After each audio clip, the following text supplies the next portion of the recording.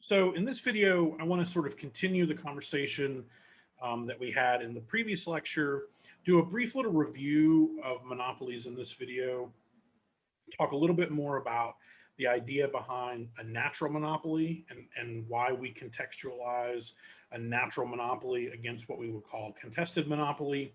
And then we're going to talk about this concept called price control, price discrimination rather, in which firms with market power are enabled to rent extract in several different ways. And you'll find that you're very used to some of these strategies, that you often purchase goods from firms who are, as you'll learn, practicing a method referred to as price discrimination. Okay, so the thing that's important to remember is, what it is that we're doing um, and why we're doing the way we're doing it, right? So we teach perfect competition because we want to show you what happens if we take a market and we make it completely competitive. These are markets that we would be happy to have as free markets because there's so much competition in those markets that we know that they're economically efficient, right? And then, of course, we want to show the other side of the spectrum, which is what happens when a market loses all competitiveness and is a monopoly. And to sort of show that it isn't really so much about free markets. That really shouldn't be where our conversation is. That's the political discussion, the sort of political philosophy of like free markets versus, a government that intervenes in various markets. But that's not really the conversation we should be having. The conversation we should be having is on competition.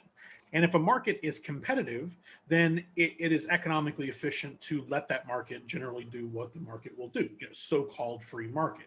If a market is not competitive, we'll see that there are numerous reasons why it may be important for the government to intervene in that market in some way. Now, I don't mean the government makes the decisions of the industry, but rather that the government puts in place rules, regulations, whatever that smooth over perhaps that presence of market power in a very similar way that we may use, say, redistributive tax policy to fund public education. We're acknowledging that sometimes markets create, an atmosphere that is not great for everyone. So like, poor people tend to stay poor, rich people tend to get richer. That is true of most economic systems. And so we want to, in a way, subvert that natural tendency. So this is where, of course, the government has a role in the context of like a social safety net, education funding, healthcare funding, whatever the case may be. And it's no different, the argument, when it comes to, say, regulating monopolies. It's not about the government knowing what is best for businesses or best for consumers, but it's about the government acknowledging that sometimes markets aren't efficient. And when markets are not efficient, not only do they not maximize economic efficiency, but they also don't maximize social efficiency. And we want to be careful because if our economic system gets too concentrated amongst a small number of firms, then it causes all of these inefficient distortions. Think about the 2008 recession, which was caused by what many to believe so-called too big to fail banks. The idea behind too big to fail banks was that these banks were so large, they had so much market power that we couldn't let them die. We couldn't let them go bankrupt. We let some big banks go bankrupt, certainly, but we bailed out the banks because the argument was that they were so important to our economic system that we had to bail them out. And by the way, that's a policy I completely agree with. At the same time, we have to acknowledge that that sort of system creates risk, a notion called systemic risk, specifically. And by allowing banks to get that big and become that powerful, we remove that risk from them and we put that risk on society. So now banks are able to, do stupid things with your money because they know at the end of the day, they might potentially be bailed out by the government. Again, I supported the bailout back in 2008 and 2008 and 2009. At the same time, acknowledged that the long-term implications of this were pretty dire, that we needed to reduce the market power amongst financial institutions, and that we never probably should have allowed the financial institutions to have that much power in the first place. And so we can look at this from sort of a basic economic perspective, an economic principles perspective, And in particular, what we're going to do is we're going to juxtapose these two extremes. The competitive market, which we're happy to let be free, and the monopoly market, which from a social perspective and from an economic perspective even, there are reasons that we might want to intervene, or almost certainly would want to intervene depending upon the market itself. And the first like big difference between monopolies and perfectly competitive markets is about prices. Of course, the big thing in perfectly competitive markets is that firms in those markets are price takers. When a firm has an inability to set prices, this is good for the health of the market, because ultimately what ends up happening, as we learned in chapter 7, is that prices fall until marginal cost. Firm doesn't make much profit, but at the end of the day, consumers are happy, and the market itself is efficient. Firms would prefer to be monopolists. If firms are sort of profit maximizers, then you want to reduce competition over time, because this means that you're going to make more money. Of course, as we'll see, and as we've already seen, when firms do better at the expense of market health, this is something that we should definitely be concerned about. To the left here, you see a graph, which is the sort of perfect competitive demand curve, what firms in perfectly competitive markets see. And remember, the reason why this is horizontal is because the firm only sees a small sliver of a very large market. Remember, many buyers, many sellers in perfectly competitive markets. And firms in those markets are price takers, meaning that they will charge the price in which the market's set. They can't go below this price here, because it would cause them to shut down, and they can't go above this price because it would cause no consumer to buy products for them. Right? There's so many firms that even if it's just a penny difference, theoretically, I'm going to go buy from the store that has a penny less on that particular product. Again, in the real world, there's very few situations in which a single penny would make a difference as to what store you shopped at. But in our theoretical world, in our kind of strict view of rationality, even a penny difference could be a justifiable reason why I would shop at, say, Bodega A versus Bodega B. And so as a result, firms in those markets have no ability to set prices. And again, this is healthy. This is good for the economic system. Bad for individual producers, but good for the economic system. Then when we move into the other extreme, we are now looking at a monopolist that sees the entire market. They see the entire demand curve, and it's a normal downward sloping demand curve. So they're not seeing one small sliver, they're seeing the entire demand curve. So it's normally downward sloping. And what this means also is that their marginal revenue is no longer simply the demand curve. This has important implications for when the firms profit maximize. We know that firms will always profit maximize where marginal revenue equals marginal cost. It doesn't matter what type of market the firm is in, they will maximize profits by setting marginal revenue equal to marginal cost and producing at that particular level. And that's certainly going to be true of monopolists. But the difference is that for the monopolist, their marginal revenue curve is not the same as their demand curve. This has implications for the price that they charge, as well as what the profit maximizing quantity is going to be. So when you're thinking about the differences between perfectly competitive firms and monopolists, the big standout is that monopolists are ultimately going to be able to pick prices. So they're price makers. They are going to set the price. In competitive markets, firms don't have price setting power. And we see that in the long run, perfect competitors earn zero profits. In the monopoly case, we will show that that's not true, that because monopolists are able to set their own prices, they're able to ensure that they earn profits into the long run. Unfortunately, from a health of a market perspective, this is bad for consumers. And we'll talk about that in the context of economic rents here in just a moment. So this is what the market would look like if it was, instead of a monopolist, it was a perfectly competitive market. So all this graph is this is a monopolist marginal cost curve. This is the demand curve that the monopolists face, and the marginal revenue curve for the monopolist as well. Now, what we're going to do is we're going to take the monopolist example and we're going to compare it to what the competitive example would have been. So we're going to leave everything about the market the same. the marginal cost, the demand, and we're just going to say what would happen if this market had many sellers as opposed to just having the one monopolist. Well, as we know in competitive markets, the market will equilibrate where supply equals demand. And we should remember from chapter 4, as well as from chapter 7, in which it was restated, that the marginal cost curve is a supply curve. It doesn't matter if it's the marginal cost curve of one firm, or in the context of typical supply and demand, it's the marginal cost of an entire market. So when we talk about the monopolist marginal cost curve, we can liken it to the market, a competitive market's marginal cost curve as well. And so we know, which is the market's supply curve.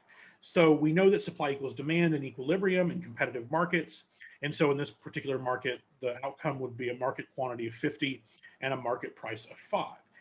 And we would maximize total economic surplus, which is consumer surplus plus producer surplus. We don't maximize consumer surplus, we don't maximize producer surplus, but we do maximize total economic surplus. Consumers would always be better at lower prices, producers would always be better at higher prices to a certain extent, until it becomes so expensive that no one buys their product. Obviously, that wouldn't be good for producers, but generally speaking, higher prices mean more producer surplus, lower prices mean more consumer surplus, but it's at that equilibrium in which we maximize total economic surplus, which is consumer surplus and producer surplus. So a price of 5 and a quantity of 50 is economically efficient in the competitive setting. And we see that not only by virtue of the fact that we're at supply and demand, where supply equals demand, but we also see that there's no deadweight loss in this market. And because there's no deadweight loss in this market is economically efficient. And so we're happy to let this market, if it were actually competitive, we would be happy to let this market be a free market and not have to worry about it.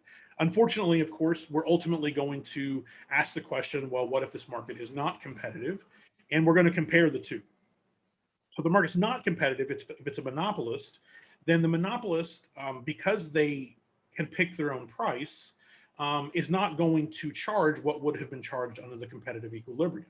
Remember, under the competitive equilibrium, the market is going to equilibrate at a price of 5, and then firms are going to respond to that price of 5 by ultimately sending 50 units to the market and charging $5 for it, right?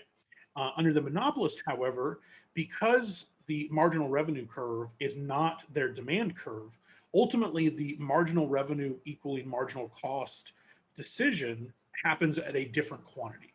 And so specifically, if you look at this graph, you'll see that marginal revenue equaling marginal cost for the monopolist spits out a quantity. This will be the profit maximizing quantity for the monopolist of just over 33 units, which is significantly less than the quantity that was the upshot of the perfectly competitive market.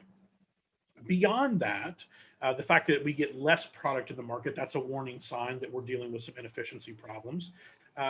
Also, on top of that, monopolists are price makers, so they don't set the price isn't set by some market mechanism and the monopolist charges it. The monopolist creates their own price. And all you have to remember here is that the monopolist is going to charge the maximum willingness to pay to consumers for that particular level of quantity. And then just remember that the demand curve represents maximum willingness to pay, right? The demand curve is derived from utility. Utility defines maximum willingness to pay, as we discussed back in chapter 3. And so what the monopolist is going to do is they're going to take this profit maximizing quantity, again, found at the intersection of marginal revenue and marginal cost. They're then going to charge consumers their maximum willingness to pay for this particular level of quantity. And to find that out, we just go straight up to the demand curve, and we see that that price is a little bit above $6.50, $6.67. So this is the profit maximizing quantity for the monopolist, and this is the profit maximizing price for the monopolist. What should stand out to you is that the price being set in this market by the monopolist is substantially higher than the firm's marginal cost at this particular production, right?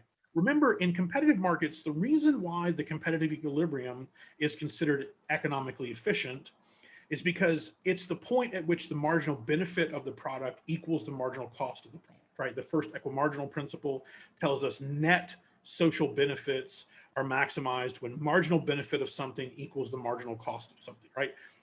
Which occurs where supply equals demand. In the monopolist scenario, you should see, in fact, that the marginal benefit to the monopolist, which is the price they charge for their product, is higher, $6.67, than the marginal cost at this particular production level. So from a societal perspective, the benefits, the marginal benefits of production are greater than the marginal cost of production, which from a social efficiency perspective should mean we produce more and at a lower price, right? So as we produce more, the price would fall, we would get to the competitive equilibrium. But of course, the monopolist is not going to do that voluntarily because that wouldn't be profit maximizing. What's profit maximizing for the monopolist is to produce 33 units, a little bit more than 33 units, and to charge $6.67 for it. That's the profit maximizing condition for the monopolist. And again, they find this by setting marginal revenue equal to marginal cost, and then taking that quantity directly up to the demand curve, and that becomes the profit maximizing price. This has the immediate effect of reducing consumer surplus. So consumer surplus goes from this large triangle to this small triangle. The calculation difference here, 125 in the competitive equilibrium, 55 in the monopolist equilibrium. And we should see that producer surplus is now larger. So the monopolist benefits from the fact that they are able to charge a higher price. And then there is deadweight loss. So not only does the monopolist charge a higher price and bring less product to the market, but this creates economic inefficiency in the form of deadweight loss. You'll notice that some of this deadweight loss used to be consumer surplus, right? So deadweight loss is about sort of this part of consumer surplus is ultimately lost to deadweight loss. In addition to that, you'll notice that this rectangle here, which we're going to label as rent extraction, this used to also be consumer surplus. However, after the monopolist sets their own price, they extract that from consumers. So we call that rent extraction. You can see the calculation of rent extraction here at $55. And this is, again, it's not enough that the market is inefficient. We see that in the context of deadweight loss. It's also that producers are benefiting at the expense of consumers, which we don't want that to occur in economic markets, right? We want mutual benefits to be the reason why transactions occur. In the context of monopolists, those mutual benefits are misaligned. Producers benefit more than consumers do from the product in the context of a contested monopoly. And so not only is there economic inefficiency, but there's also rent extraction. And again, rent extraction is that loss in consumer surplus. Again, this rectangle here, which again in the competitive equilibrium was consumer surplus, and now we can see that it's producer surplus. So these are profits to the monopolist, and literally these are economic profits to the monopolist that come at the expense of consumer health, right? Because consumer surplus is that measure of value added to consumers. It's like consumer health in a given market. And here, what you have is the producer taking that consumer health and turning it into their own profits, right? So this is an instance where a free market is not economically efficient, right? If we let a monopolist sort of exist in a free market setting, this is what they're going to do. So not only do they create deadweight loss, but they also create rent extraction. This is ultimately why in the US and in most other countries, there are government regulations about market power, whether it's regulating mergers and acquisitions between firms, whether it's about regulating the overall market share that we allow firms to accumulate for themselves. There's all sorts of policies in the US, some of them referred to as antitrust policies, in which we are trying to reduce the market power. And the reason why we're trying to reduce the market power of particular markets is because exactly what you're seeing in front of you, which is that monopolist markets have deadweight loss that competitive markets don't have. In addition to that, monopolists extract economic rents from consumers, also something that does not happen in the competitive equilibrium. So we can compute profits for the monopolist. You'll sort of notice that, again, we can sort of compare the monopolist outcome to the perfectly competitive outcome implicitly, because into the perfect competitive outcome, we assume that in the long run, firms don't earn profits, or profits go to zero. So when you calculate the profits of the monopolist, you are essentially calculating, what the sort of fundamental difference between the competitive market and the monopolist market is. And you can see here that relative to this monopolist average total cost curve, that the firm earns positive profits.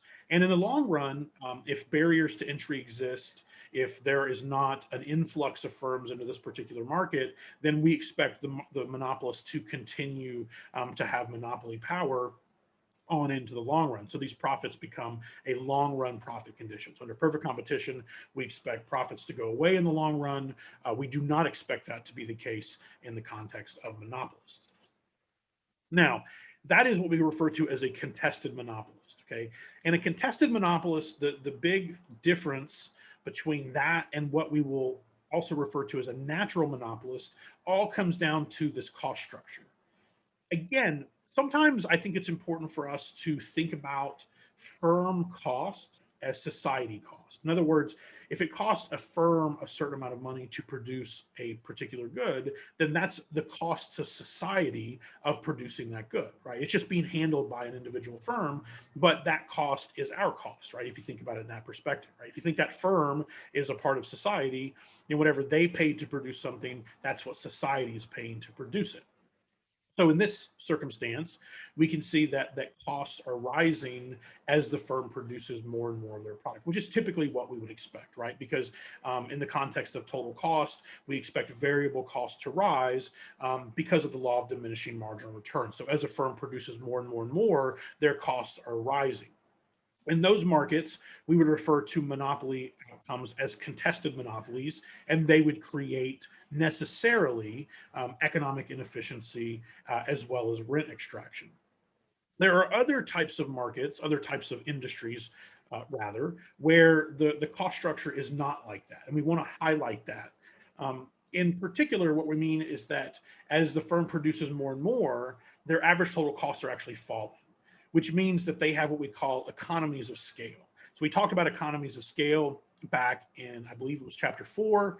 And the idea behind economies of scale is that you are able to lower your average cost as you produce more of a product. So in other words, the more you're able to produce, the cheaper it is for you to actually produce those individual goods. And so again, if we think about this from a social perspective, then the increasing average total cost in the contested monopoly means that for society, it costs more as this single firm produces more of their product, right? So costs are rising, so costs of society are also rising.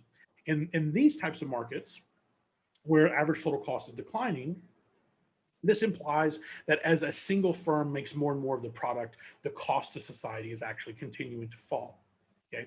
So in other words, there are certain industries for which the cost structures are such that it actually benefits society to allow those markets to be monopolies.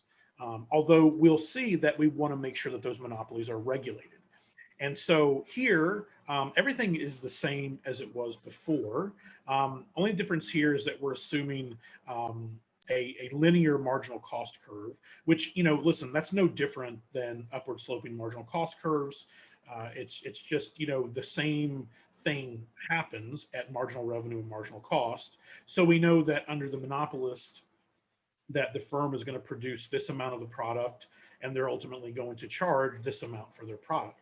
And because this is a monopolist, we know there's deadweight loss, we know there's rent extraction, and so again, we know this is economically inefficient. But because the cost structures are such, then what this means is that it's actually good for society to regulate this firm as a monopoly. So allow them to be the firm that produces a lot of this particular product, but regulate them to ensure that at least some of that or all of that economic inefficiency goes away. A good example of this is Staring right behind me, this is the good old New York subway system run by the MTA, which is a private corporation, but it is regulated and has decision-making bodies that come from both the city of New York as well as the state of New York. So the MTA is a private company, just like Con Edison is a private company, just like um, the name is completely escaping me right now. The natural gas provider for the city. These are all firms which are themselves monopolists. They are monopoly. There's only one subway system company in New York City. There's only one electricity provider in New York City, but we regulate them. So we allow them to be monopolists, meaning that they have contracts with the government that says you're going to be the only subway company. But we're going to regulate what you do. And specifically where that regulation comes down to is how much do they produce and what they charge for it. In the context of electricity, the city and state of New York work out contracts with Con Edison that locks Con Edison into charging you particular rates. So we literally regulate what Con Edison is allowed to charge for the price of their product. And the regulation is actually quite simple. It's simply that Con Edison can't increase profits by charging you higher prices. That's the regulation. So how does Con Edison make profits? They take the proceeds from their regulated utility rates, and then they take that money and invest it. Okay, that's how Con Edison makes money. They don't make money necessarily by charging you for electricity. They take the proceeds from that, they then invest it, and that's how the company ultimately makes money, because the government regulates the price they're able to charge for actual units of electricity. And the same thing with the subway system, right? If the subway system was completely privatized, the fares would be much higher. In fact, even though the fares have risen in the last few years, it's still a very cheap subway system compared to most other subway systems across the country. Namely, most other subway systems, you pay depending on how long your ride is. In New York City, depending upon what you have to transfer to, you can, pay one fare and, go for miles and miles and miles. But again, these companies are regulated as monopolies because we as society benefit from that fact. If it were the case that you could run a subway system with competing firms in an efficient manner, then we would want competition in the subway system. But for fairly obvious reasons, the fact that these are tunnels that are dug under the city that have to be approved by city officials, it just doesn't make a whole lot of sense for there to be a bunch of different subway companies. It makes a lot more sense for us to allow the MTA to be a monopolist and just control, I shouldn't say control, but regulate what they're able to charge. The same thing goes for Con Edison. If you can imagine a bunch of different electricity, wiring under the city and around the city, it would be, a congestion nightmare. And so the big point is that when there are certain production, context where average total cost is declining as the firm produces more, there is this opportunity for us to regulate that company as a monopoly and take advantage of their economies of scale. In contested monopolies, we're not able to take advantage because economies of scale don't exist. And so here, instead of regulating an industry as one monopoly, what we would want to do, in fact, is regulate the firm to try to inject competition. So we would try to reduce barriers to entry so that firms could enter the market and could contest with that particular monopoly. In the context of natural monopolies, we don't want a bunch of different firms. In fact, we want one firm to handle the production because of those economies of scale. And so we regulate that firm and just, affect what they're able to charge for their product. There's two prices that are important. There's the fair market price. This is just the zero profit price. This is the price where the monopolist earns zero profits. And then there's the perfectly competitive price. The perfectly competitive price is actually a price that the firm loses money. And so ultimately we regulate towards generally the fair market. We don't want the company to lose money. We kind of want to run them as a zero profit, corporation, which is again what we do with Con Ed, what we do with MTA.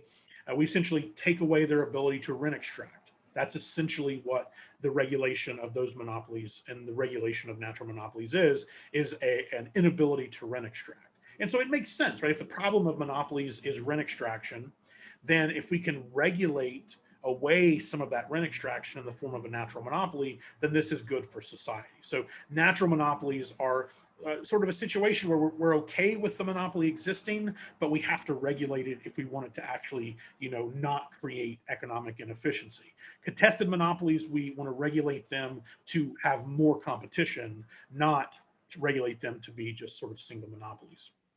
In the context of contested monopolies, again, we can think about those three outcomes: the monopolist price, the fair market price, and the perfectly competitive price. And these are just, some of the outcomes. So the monopolist earns positive profits if they're able to charge what they want. There's no intervention. Consumer surplus is minimized, so consumers are worse off, worst off. Producers are best off, but deadweight loss is large, right?